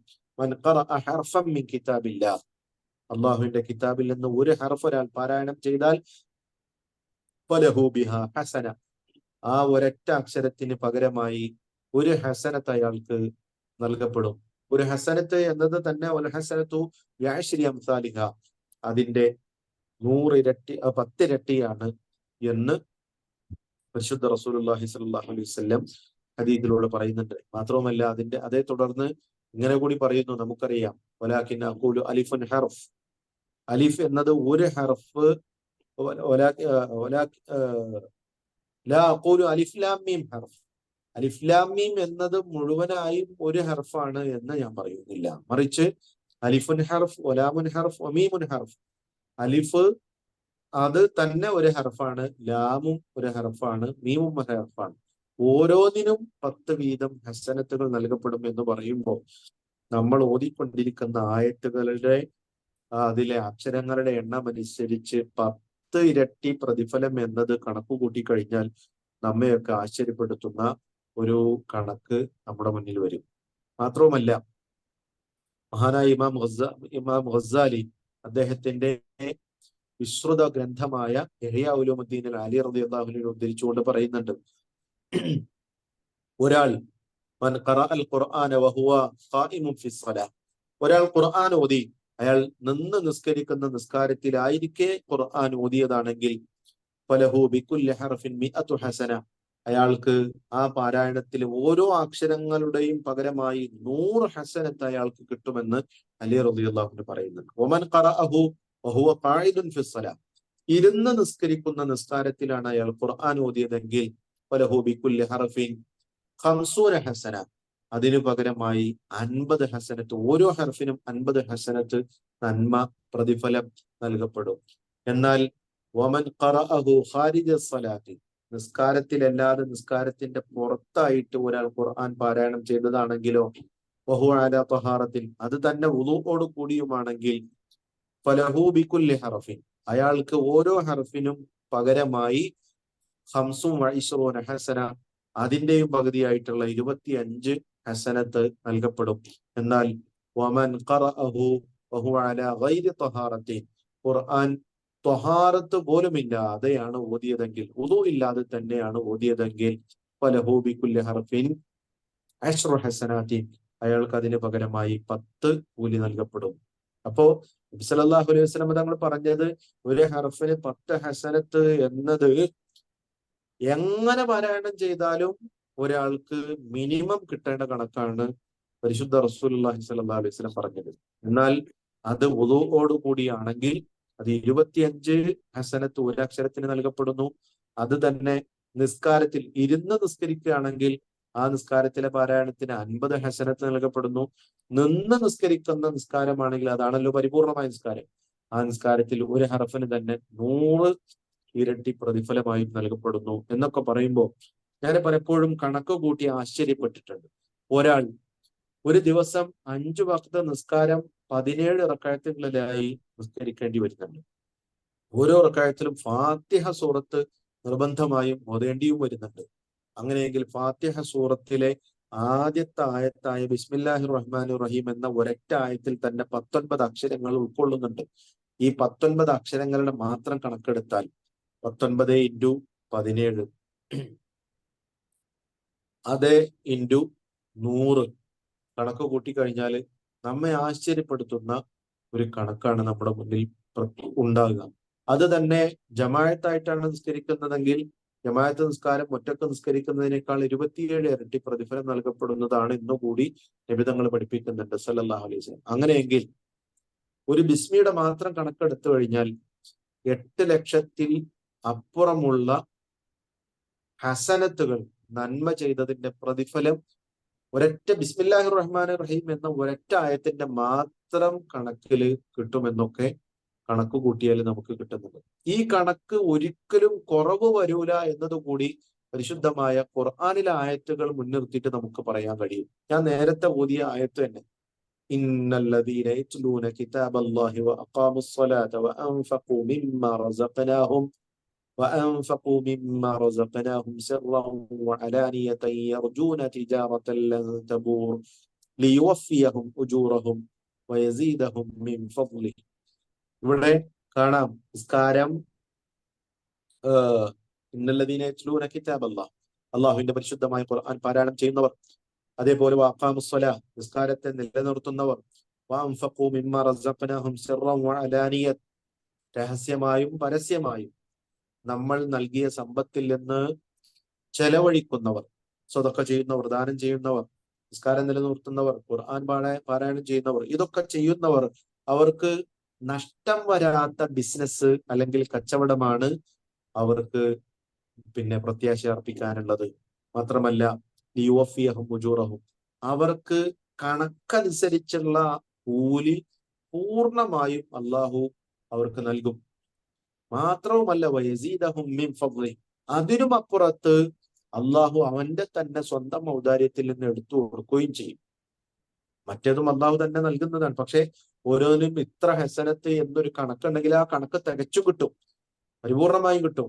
ഒരു ഹറഫിന് 100 ഹസനത്ത് എന്ന് നിസ്കാരത്തിന് നിസ്കരിക്കുന്ന നിസ്കാരത്തിൽ കണക്ക് പറഞ്ഞിട്ടുണ്ടെങ്കിൽ ആ കണക്ക് തികച്ചും കിട്ടും എന്ന് മാത്രമല്ല അതിനും അപ്പുറത്തേക്കുള്ളത് അയാൾക്ക് കിട്ടിക്കൊണ്ടിരിക്കും. അത് പിന്നെ അള്ളാഹുവിന്റെ തീരുമാനപ്രകാരമാണ്. ഈ പറഞ്ഞ കണക്ക് എന്തായിരുന്നാലും ഒട്ടും കുറവ് വരാതെ അയാൾക്ക് അവകാശപ്പെട്ടതാണ്, കിട്ടും ചെയ്യും. അതൊക്കെ കിട്ടണമെങ്കിൽ ഈ ഖുർആനിന്റെ പാരായണം അത് ഈ പറഞ്ഞ എല്ലാ നിയമങ്ങളോടും കൂടി തന്നെ ആയിരിക്കേണ്ടതുണ്ട് എന്നത് അനിഷേധ്യമാണ്. അള്ളാഹു റബ്ബുൽ ഇസ്സത്ത് ഈ ഖുർആനുമായുള്ള നമ്മുടെ ആത്മബന്ധത്തെ മരണം വരെ നിലനിർത്താനും മരിക്കുമ്പോൾ ഈ ഖുർആനുമായുള്ള നമ്മുടെ ബന്ധം മുൻനിർത്തി പരിപൂർണമായി ഈമാനോടുകൂടി മരണപ്പെടാനും മരണശേഷം ഖബറിൽ ഖുർആനിന്റെ കൂട്ട് അനുഭവിക്കാനും അത് കഴിഞ്ഞ് മഹ്ശറിൽ ഖുർആനിന്റെ ശഫാഅത്ത് അനുഭവിക്കാനും യാ അഹ്ലൽ ഖുർആൻ എന്ന് വിളിക്കപ്പെടുമ്പോൾ ലബ്ബൈക്ക് എന്ന് പറഞ്ഞ് അതിനുത്തരം നൽകാനും ഒക്കെയുള്ള ഒരു അവസരം, മഹാഭാഗ്യം, തൗഫീഖ് നമുക്കൊക്കെയും അള്ളാഹു നൽകി അനുഗ്രഹിക്കട്ടെ. പ്രത്യേകിച്ചും ഇത്തരത്തിലുള്ള മത്സരങ്ങൾ സംഘടിപ്പിക്കുന്നതും അതിന്റെ ഭാഗമാകുന്നതും ഒക്കെയും ഇബാദത്താണ്. അല്ലെങ്കിൽ നബി സല്ലല്ലാഹു അലൈഹി വസല്ലമ തങ്ങളുടെ ജീവിത ശൈലിയോടുള്ള ഒരു പിന്തുടർച്ചയാണ് എന്നതുകൂടി ഇവിടെ പ്രത്യേകമായി ഓർമ്മപ്പെടുത്തുന്നു. നബി സല്ലല്ലാഹു അലൈഹി വസല്ലമ തങ്ങൾ നല്ല ശബ്ദമാധുര്യത്തോടു കൂടി പാരായണം ചെയ്യാൻ കഴിയുന്ന സഹാബാക്കളെ വിളിച്ചു വരുത്തി അവരെ കൊണ്ട് പാരായണം ചെയ്യിപ്പിച്ചു എന്ന് നമ്മൾ നേരത്തെ പറഞ്ഞ അബ്ദുല്ലാഹി ഇബ്നു മസ്ഊദ് റളിയല്ലാഹുവിനെ പറ്റിയൊക്കെ പറഞ്ഞ ആ ഹദീസിനെ മുൻനിർത്തിയിട്ട് മഹാന്മാരായ പണ്ഡിതന്മാര് പ്രത്യേകം പറഞ്ഞിട്ടുണ്ട്, നല്ല ശൈലിയിൽ പാരായണം ചെയ്യുന്ന ആളുകളെ വിളിച്ചു വരുത്തി അവരെ കൊണ്ട് ഖുർആൻ പാരായണം ചെയ്യിപ്പിക്കലും അത് കേൾക്കലും ഒക്കെ നബിതങ്ങൾ ചെയ്ത പണിയായതുകൊണ്ട് അത് മുസ്തഹബാണ്, സുന്നത്താണ്, അത് കൂലി നൽകപ്പെടുന്നതാണ് എന്നൊക്കെ കാണാം. അപ്പോ ഇത് അത്തരത്തിലുള്ള ഒരു കൂട്ടായ്മയാണ്. ഈ കൂട്ടായ്മയുടെ ഈ പ്രവർത്തനങ്ങളൊക്കെ ഇതിന്റെ ഭാഗമായിട്ടുള്ള സർവർക്കും ഖബറിലും നാളെ മഹ്ശറിലും ഒക്കെ വളരെയധികം ലാഭങ്ങൾ ഉണ്ടാക്കി കൊടുക്കുന്ന ശ്രേഷ്ഠമായ അമലായി അള്ളാഹു കബൂൽ ചെയ്യട്ടെ എന്ന് കൂടി പ്രാർത്ഥിച്ച് ആമീൻ. ഞാൻ വിരാമമിടുന്നു. വാഖിറു ദഅ്വാനാ അൽഹംദുലില്ലാഹി റബ്ബിൽ ആലമീൻ. അസ്സലാമു അലൈക്കും വറഹ്മത്തുള്ളാഹി വബറകാതുഹു. وعليكم السلام ورحمة الله وبركاته. أحسنت، جزاك الله خيرا كثيرا وبارك الله فيك. നമ്മുടെ ഇസ്മായിൽ ഹുദവി അവർകൾ ഏതാണ്ട് ഒരു 50 മിനിറ്റിലധികം നീണ്ടു നിൽക്കുന്ന വിശുദ്ധ ഖുർആനുമായി ബന്ധപ്പെട്ട അമൂല്യമായ വിജ്ഞാനങ്ങൾ ഉൾക്കൊള്ളുന്ന ഒരു ദർസാണ് നമുക്കിവിടെ അവതരിപ്പിച്ച് തന്നത്. അല്ലാഹു സുബ്ഹാനഹു വ തആല അദ്ദേഹത്തിന് തക്കതായ പ്രതിഫലം ദുനിയാവിലും ആഖിറത്തിലും നൽകി അനുഗ്രഹിക്കുമാറാകട്ടെ. ഈ പരിശുദ്ധ ഖുർആന്റെ ഖിദ്മത്തിൽ ദീർഘായുസ്സോടും ആഫിയത്തോടും കൂടി ജീവിക്കാൻ അല്ലാഹു സുബ്ഹാനഹു വ തആല അദ്ദേഹത്തിനും നമുക്കുമൊക്കെ തൗഫീഖ് നൽകി അനുഗ്രഹിക്കുമാറാകട്ടെ. കുവൈത്തിൽ മഗ്രിബ് ബാങ്ക് വിളിച്ചു കഴിഞ്ഞു. അതുകൊണ്ട് ഈ ക്ലാസ്സിലുണ്ടായിരുന്ന കുറേ പേരൊക്കെ ലീവ് ചെയ്തിട്ടുണ്ട്. കാരണം അവർക്ക് അവിടെ നമസ്കാരത്തിൻ്റെ സമയമായി. മത്സരാർത്ഥികളായ കുട്ടികളോട് ഒന്ന് രണ്ട് കാര്യങ്ങൾ പറയാനുള്ളത്. ഇസ്മായിൽ ഹുദവി അദ്ദേഹത്തിൻ്റെ ദർസിൽ പറഞ്ഞൊരു സംഗതി, നമ്മുടെ പാരായണം നന്നായി തീരാൻ, നമ്മുടെ പാരായണത്തിലെ അക്ഷരസ്ഫുടതയും അതിൻ്റെ സിഫത്തും കാര്യങ്ങളൊക്കെ ശരിപ്പെടാൻ ഏറ്റവും ഉപയുക്തമായ സംഗതി അറബികളുടെ ഖുർആൻ പാരായണം കേൾക്കുക എന്നതാണ്. ഞാൻ പഠിപ്പിക്കുന്ന വിദ്യാർത്ഥികളോട് പ്രത്യേകിച്ചും മുതിർന്നവരോടും എപ്പോഴും പറയാറുള്ള ഒരു സംഗതി നല്ല കാര്യങ്ങളുടെ ഓത്തുകൾ കേൾക്കണമെന്നാണ്. അതിവിടെ വീണ്ടും ആവർത്തിക്കുകയാണ്. പ്രത്യേകിച്ച് ഫൈനലിസ്റ്റുകൾക്ക് വേണ്ടി അവർ ഉൾക്കൊള്ളുന്ന ഗ്രൂപ്പിൽ ഞാൻ നല്ല കാര്യങ്ങളുടെ പാരായണം, അവർ മത്സരിക്കുന്ന ആ ഭാഗം ഉൾക്കൊള്ളുന്ന പാരായണം ലിങ്ക് പോസ്റ്റ് ചെയ്യുന്നതാണ്. അത് ദിവസം കേൾക്കുകയും റിവൈസ് ചെയ്യുകയും ചെയ്താൽ ജൂലൈ 13-ന് ഫൈനലിൽ നിങ്ങൾ പാരായണം ചെയ്യുമ്പോൾ തീർച്ചയായും നിങ്ങളുടെ പാരായണം ഇന്നത്തേക്കാൾ മികവുറ്റതായി തീർന്നിരിക്കും എന്ന് നിങ്ങൾക്ക് ഉറപ്പിക്കാം. അതുകൊണ്ട് അത് നിങ്ങൾ ശ്രവിക്കണമെന്നാണ് ഒന്നാമതായി പറയാനുള്ളത്. രണ്ടാമത്തെ സംഗതി, ഫൈനലിലെ മത്സരത്തിൽ നിങ്ങൾ ഓരോരുത്തരും പാലിക്കേണ്ട കാര്യങ്ങൾ. ആ യോഗത്തിൽ പലപ്പോഴും തരുന്ന നിർദ്ദേശങ്ങൾ കൃത്യമായി നിങ്ങൾക്ക് മനസ്സിലാക്കാനോ ഉൾക്കൊള്ളാനോ കഴിഞ്ഞില്ല എന്ന് വരാം. നിർദ്ദേശം നൽകുമ്പോൾ നിങ്ങളത് കേൾക്കുന്ന ഒരവസ്ഥയിൽ ആയില്ല എന്ന് വരാം. അതുകൊണ്ട് ഫൈനൽ മത്സരത്തിൽ നിങ്ങൾ ശ്രദ്ധിക്കേണ്ട പല കാര്യങ്ങളും പല നിർദ്ദേശങ്ങളും ഈ ഫൈനലിസ്റ്റുകളുടെ ഗ്രാൻഡ് ഫിനാലെ പാർട്ടിസിപ്പൻസ് എന്ന് പറഞ്ഞൊരു ഗ്രൂപ്പ് പുതുതായിട്ട് ഫോം ചെയ്തിട്ടുണ്ട്. ആ ഗ്രൂപ്പിലൂടെ നാം ഇങ്ങനെ നൽകിക്കൊണ്ടിരിക്കും. അതുകൊണ്ട് ഇവിടുന്ന് അങ്ങോട്ട് ഫൈനൽ മത്സരം കഴിയുന്നത് വരെ ആ ഗ്രൂപ്പിൽ വരുന്ന മെസ്സേജുകൾ നിങ്ങൾ അപ്പോൾ അപ്ഡേറ്റ് ചെയ്യുകയും കാണുകയും കേൾക്കുകയും ചെയ്യണം. അത് നിങ്ങളുടെ ഫൈനലിലെ പങ്കാളിത്തത്തിന് അങ്ങേയറ്റം സഹായകമായി തീരും. അല്ലാഹു തആല അനുഗ്രഹിക്കുമാറാകട്ടെ. ഈ വൈകിയ വേളയിൽ ഇനി ഒന്നും പറയാൻ ഉദ്ദേശിക്കുന്നില്ല. അല്ലാഹു സുബ്ഹാനഹു വ തആല നാം ഈ കേട്ടതും ഈ മനസ്സിലാക്കിയതുമായ കാര്യങ്ങൾ ജീവിതത്തിൽ പകർത്തിക്കൊണ്ട് ജീവിക്കാൻ തൗഫീഖ് നൽകി അനുഗ്രഹിക്കുമാറാകട്ടെ. സുബ്ഹാനക അല്ലാഹുമ്മ വബിഹംദിക അഷ്ഹദു അൻ ലാ ഇലാഹ ഇല്ലാ അൻത അസ്തഗ്ഫിറുക വ അതൂബു ഇലൈക്. വസല്ലല്ലാഹു തആല വസല്ലമ അലാ ഖൈരി ഖൽഖിഹിൻ നബിയിൽ ഉമ്മി വഅലാ ആലിഹി വസഹ്ബിഹി വസല്ലം. അസ്സലാമു അലൈക്കും വറഹ്മത്തുള്ളാഹി വബറകാതുഹു. വലൈക്കും അസ്സലാം വറഹ്മത്തുള്ളാഹി വബറകാതുഹു.